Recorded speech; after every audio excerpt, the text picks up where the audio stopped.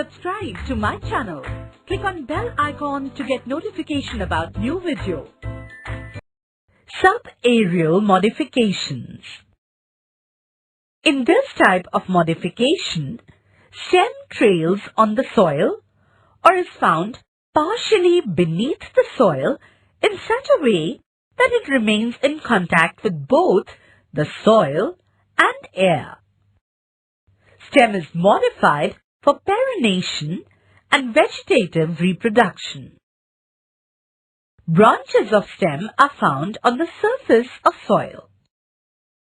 In the axils of scale leaves on such branches, axillary buds are developed and aerial shoot is formed.